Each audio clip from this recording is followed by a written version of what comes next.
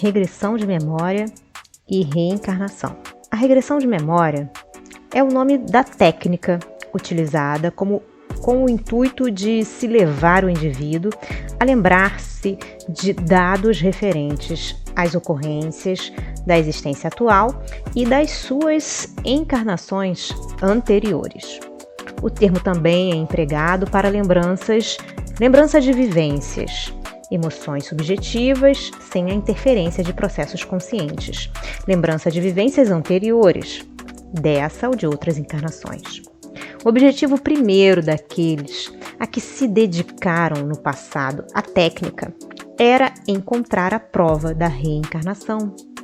Há várias evidências de que se chegou à confirmação dessa hipótese. Os trabalhos publicados no mundo demonstram isso.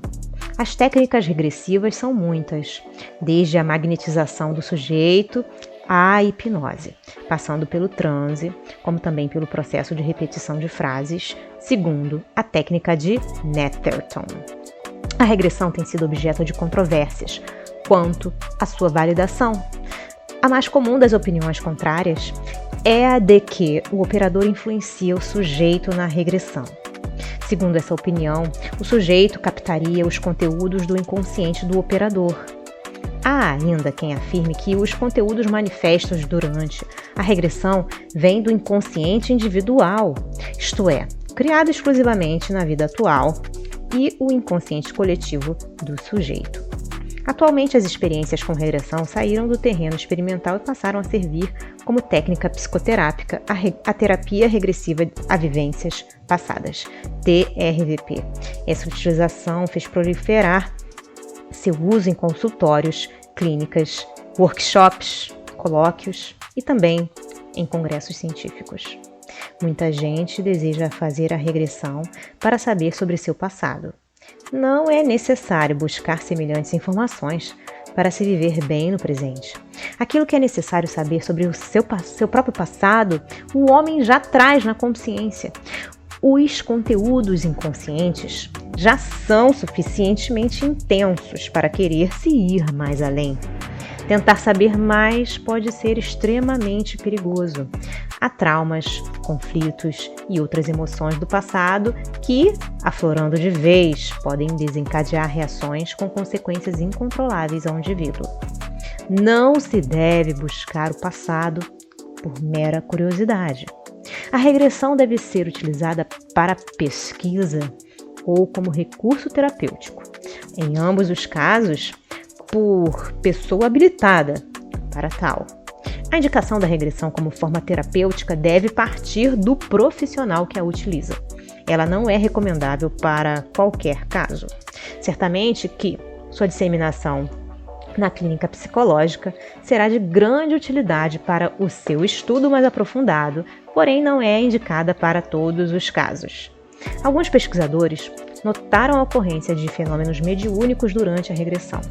Nem sempre lhes foi possível estabelecer a diferença entre estar lembrando-se de uma encarnação passada e a ocorrência de um espírito falando através do sujeito. O fenômeno mediúnico é tão ou mais desconhecido que as técnicas regressivas às vivências passadas.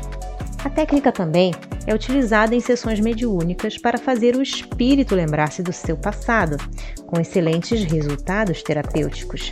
São técnicas ditas desobsessivas que visam esclarecer a entidade espiritual quanto ao que está ocorrendo consigo.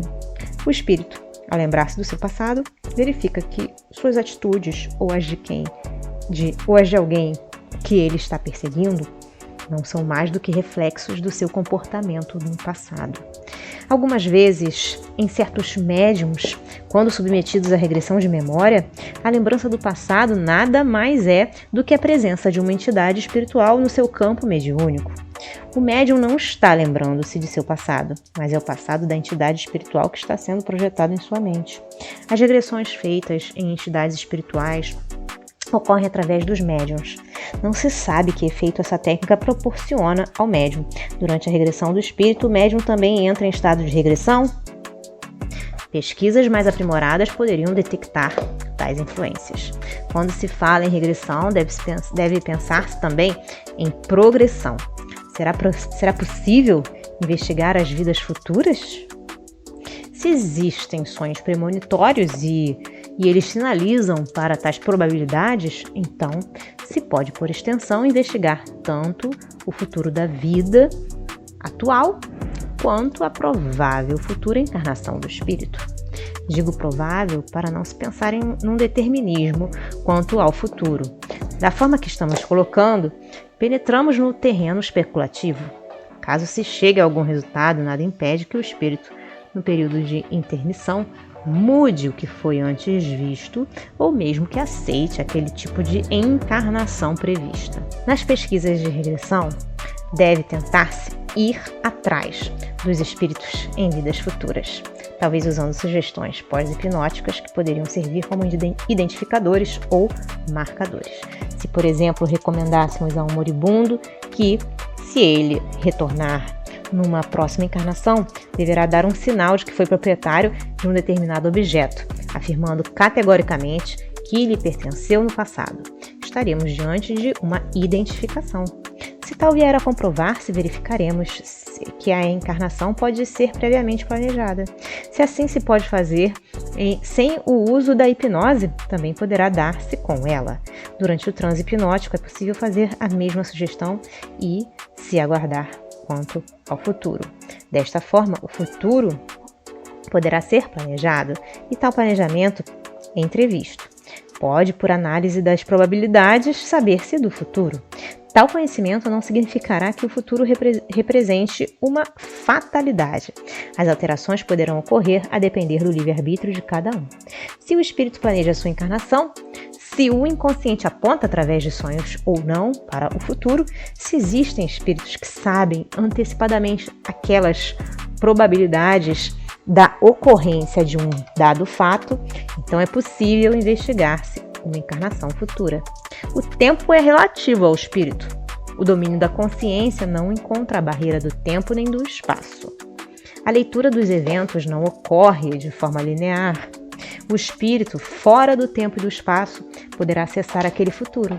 Assim se dá com os videntes e paranormais que entreveem o futuro. Esse destino não é inflexível, pela própria natureza relativa do tempo. As previsões são entes probabilísticos. Pode levantar-se a tese do presente não realizado, do qual depende o futuro. O presente realizar-se-á, porém, será possível constantes correções de rumo. Digamos que o espírito de tempos em tempos promova tal investigação futura. Dessa forma, não se deve crer que o destino do espírito esteja irremediavelmente traçado. Está traçado o progresso. Como ele se dará, dependerá do livre-arbítrio do espírito. Carl Gustav Jung dizia que do inconsciente podem surgir novas coisas e que as previsões são geradas por ele a partir das inspirações. Seria o futuro uma consequência do presente, do passado? Não temos dúvida quanto a isso. Ele é uma espécie de presente virtual intrínseco ao pensar. A regressão possibilitará o encontro com eventos que veridicamente aconteceram. A progressão da memória possibilitará a percepção de eventos que poderão ocorrer. Tanto uma como outra experiência serão relatadas na ótica do espírito que a percebe.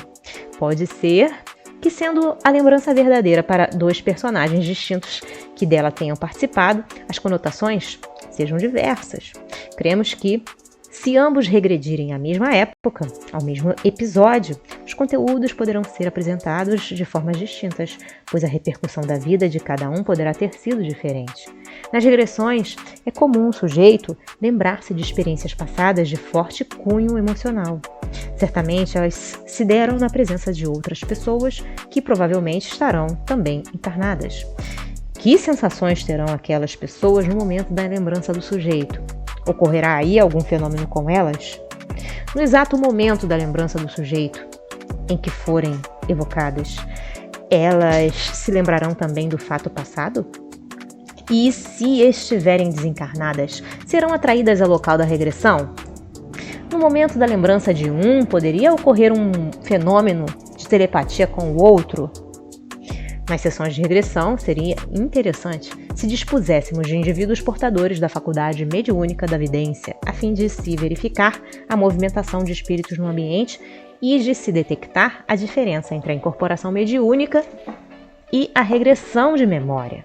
O espiritismo muito tem a contribuir no campo da pesquisa psíquica. O conteúdo dos livros espíritas, notadamente o livro dos médiuns, é de grande valia para a pesquisa. Quem quer começar a estudar a fenomenologia do espírito e a pesquisar a gama variada de fenômenos dessa área não deveria desprezar sua consulta.